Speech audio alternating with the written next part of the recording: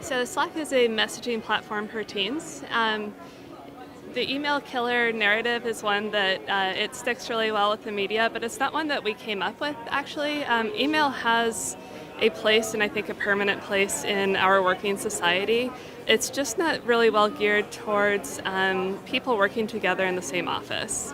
So there's a lot of overhead in email in terms of figuring out who should be on it, composing it, editing it, having sign-ons and sign-offs.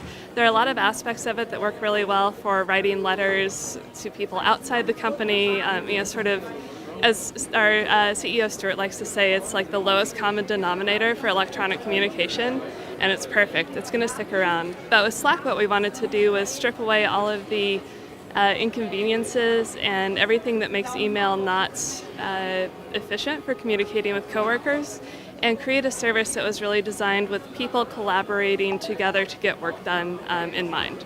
We're a company of very authentic people, and part of that is the impact of Slack, the platform itself.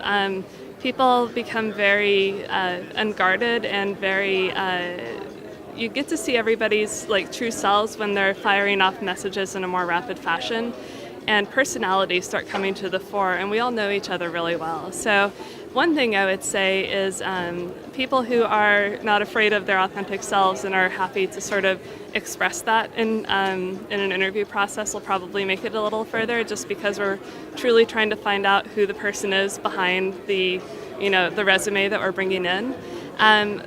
So we're growing a lot. We just released our enterprise product a couple of weeks ago. So we will be growing significantly in terms of enterprise sales. So account executives who are really familiar with selling into big enterprises, who know how to work with big enterprises, will be good. We're also looking to internationalize our product offering this year.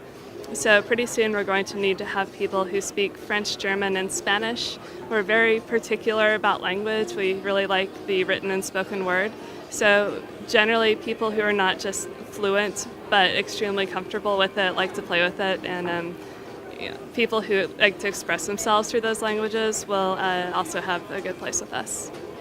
One thing that's different about Slack, I think, is that our founding team has been through it before. So they started Flickr and sold it to Yahoo and did the thing where they went to Yahoo for a few years. So this, from the very beginning, was a very mature company, and it's something that you don't often see from companies coming out of Silicon Valley. It's like the Mark Zuckerbergs, where he quit college to do it. Same with Snapchat. So from the very beginning, now all four of our co-founders have children. A ton of people in our company have children, and we are actually genuinely focused on a work-life balance. It's something that a lot of companies pay lip service to, but we like to tell people to work hard and go home. We don't kit out our offices with ping pong tables or arcade games or anything. We really want people to come in, focus on their work, take advantage of the time to be together, to collaborate and get things done, and then go home, because the outside world has way more fun things to do than we could ever provide in the office. What have you seen of interest in the Dublin Tech Summit this year? What has your first impressions been?